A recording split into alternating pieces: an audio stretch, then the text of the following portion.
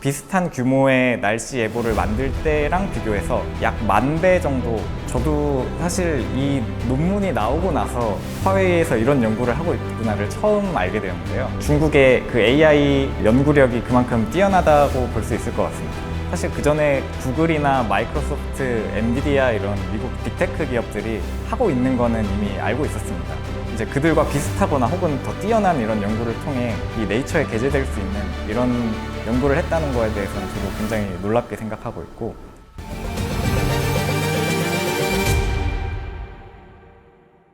네, 저는 이 지구 시스템을 구성하고 있는 주로 대기, 해양, 해빙 이거를 우리가 어떻게 자연현상을 이해하고 더 정확하게 이제 미래의 날씨나 기후변화를 예측할 수 있을지 이런 기술들을 연구를 하고 있습니다. 지금 날씨 예측을 주로 하고 있는데요. 2주 뒤, 3주 뒤, 4주 뒤의 날씨까지 우리가 예측을 할 수가 있거든요. 그래서 저는 이런 조금 더 긴 시간 규모의 날씨 예측을 진행하고 있습니다. 그래서 제가 주로 하는 거는 그거를 기존에 대부분 이루어지던 그 수치 모델을 통한 예측뿐만 아니고 이제 AI 기술을 활용해서 예측하는 연구를 같이 수행하고 있습니다. 이번에 그 중국 화웨이 연구진에서 발표한 논문에서는 이 AI 기술을 통해서 하루 뒤의 날씨, 이틀 뒤의 날씨 이런 식으로 그 학습된 자료를 바탕으로 데이터만의 관계를 통해서 다음 날의 날씨를 예측할 수 있는 이런 기술을 AI 기법을 통해서 구현을 해냈고요. 기존에 우리가 수십 년 동안 사용해왔고 계속해서 발전시켜왔던 물리 기반의 수치 모델이 만들어낸 이 날씨 예측 성능을 이 데이터만의 관계를 통해서 이제 날씨 예보에서 뛰어넘었다는 이런 가시적인 성과가 있었기 때문에 네이처에 게재될 수 있었다고 생각됩니다. 예전에는 저희가 이제 물리 방정식을 통해서 거의 이제 미분 방정식을 사용하게 되고 에너지 보존 방정식이나 운동 에너지를 통한 방정식 등 물리적인 요소를 정확하게 수식을 통해서 구현을 해냈었고요. 근데 데이터 기반의 예측을 한다는 거는 그런 물리적인 방정식을 전혀 주어주지 않고 이제 데이터만을 주어졌을 때 이 모델이 서로 이 자료 간의 관련성을 알아서 찾아서 학습하도록 그렇게 개발이 된 모델이라고 생각하시면 됩니다. 에너지 보존에 대한 방정식을 전혀 고려를 해주지 않고 자료만 주고 알아서 학습해라고 했는데 이 자료의 관계를 살펴보다 보니까 에너지가 어느 정도 보존되도록 얘가 학습을 하고 있구나. 우리가 서서 지나가는 자동차를 바라보게 되면은 이 관성에 의해서 자동차가 1초 뒤에는 어디로 움직일지 이제 예상을 할 수가 있습니다. 하지만 기존의 수치 모델은 이런 거를 직접 그 관성 에너지나 운동 에너지에 대한 방정식을 하나하나 풀면서 계산을 했던 방식이라고 생각을 하시면 되고요. 이 AI의 방식은 우리가 기존에 그냥 학습했던 그 기억을 바탕으로 그냥 1초 뒤에는 가던 방향으로 진행할 거야. 이렇게 굉장히 이제 빠르게 인식해서 다음 상황을 추론할 수 있는 이런 방식이 되고요. 그렇기 때문에 기존에 저희가 수치 모델을 통해서 비슷한 규모의 날씨 예보를 만들 때랑 비교해서 약 10,000배 정도 빠르고 효율적이라고 알려져 있습니다. 하루치의 전 지구의 고해상도 날씨를 생산하는데 1.4초밖에 걸리지 않는다고 이 논문에 나오고 있습니다. 1.4초만 걸린다고 하면은 우리도 집에서 쓰고 있는 엔비디아의 3070 GPU 이런 GPU를 통해서도 충분히 이제 전 지구 날씨를 몇 초 만에 생산을 할 수가 있다는 게 되고요. 우리가 원하는 시점에 원하는 지역의 날씨를 자유자재로 만들어내고 그거를 통해 다른 연구도 가정에서도 진행할 수 있는 굉장히 파급력이 있는 연구라고 할 수 있습니다. 이제 빅테크 기업에서 챗 GPT라든지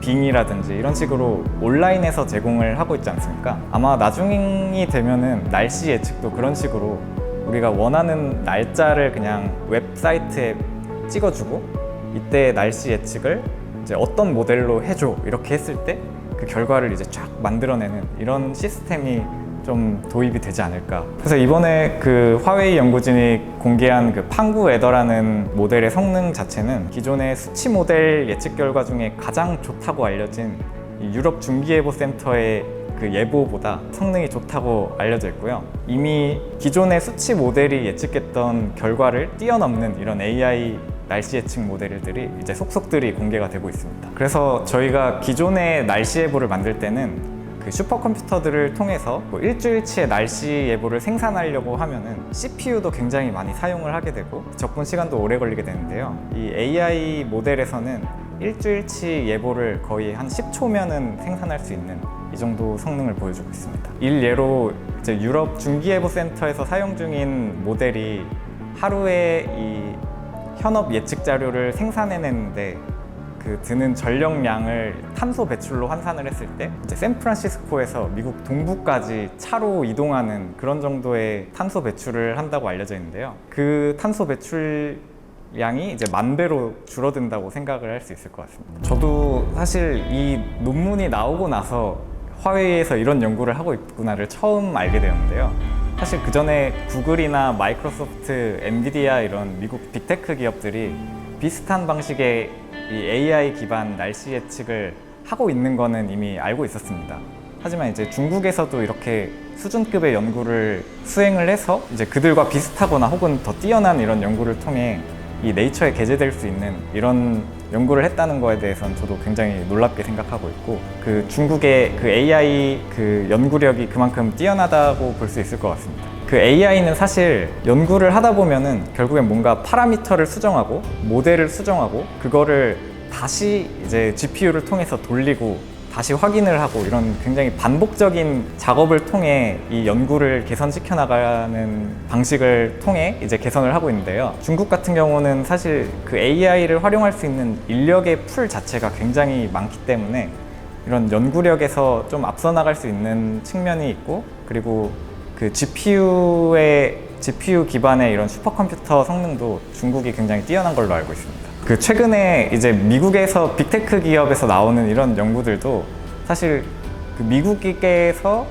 이제 연구를 하고 있는 중국계 연구자들이 내는 성과도 굉장히 많습니다. 우리나라도 이제 네이버나 카카오 같은 이런 훌륭한 빅테크 기업이 있기 때문에 굉장히 많은 성과를 내고 있는 걸로 알고 있습니다. 뭐 삼성에서도 비슷한 연구를 많이 수행을 하고 있고요. 그렇지만 이제 규모의 측면에서 그 미국에 있는 빅테크 기업보다는 조금 뒤처질 수밖에 없는 게 현실이라고 생각을 하고요. 제 생각에는 이제 미국이랑 중국이 이제 1, 2위를 다투고 있다고 생각하고요. 그리고 인도에도 그런 AI 관련한 연구자들이 굉장히 많기 때문에 사실 우리나라의 수준은 좀 상대적으로 보면은 좀 낮을 수도 있지만 이제 전 세계에서 볼 때는 그래도 꽤 높은 수준이 아닐까 생각합니다. 그렇기 때문에 저희 키스트나 그런 공공기관이랑 같이 공동으로 연구를 수행하는 경우도 있고, 그리고 우리나라의 국가 슈퍼컴퓨터 센터를 통해서 이제 그 GPU 자원을 좀 더 이렇게 많이 사용할 수 있도록 한다든지 그런 지원 사업들이 많이 진행되고 있습니다. 사실 그 챗 GPT나 비슷하다고 생각이 드는데요. 이게 사실은 저희가 뭐 챗 GPT 유료를 쓰지 않고 무료 버전을 쓴다면 사실 그들한테 이득이 되는 건 없지만 앞으로 그런 플랫폼이 뭔가 활성화가 되고 이제 우리의 삶을 더 이제 좀 개선을 시켜주고, 그게 결국에는 뭐 산업 분야에서도 뭐 에너지 발전에 대한 이런 뭐 예측을 한다든지 얼마든지 뭐 연결이 될 수 있는 분야이기 때문에 결국엔 이제 날씨를 예측하는 게 미래에는 돈이 될 수 있다고 판단하는 게 있다고 생각하고요. 그리고 엔비디아나 뭐 그런 하드웨어를 만드는 기업 입장에서는 이제 이런 AI를 통한 예측이 더 활성화가 될수록 이제 자기들이 더 많은 유저들이 더 많은 GPU를 사용을 하게 되고, 결국엔 그런 생태계가 더 커질수록 이 기업 입장에서는 이득이 된다고 생각합니다.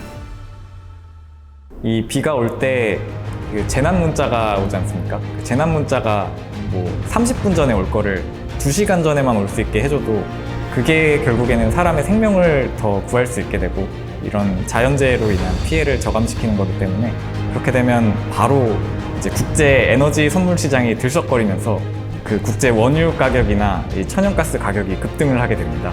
원전 오염수 방류라든지 이런 문제에 대해서는 기존에 갖고 있는 데이터가 없기 때문에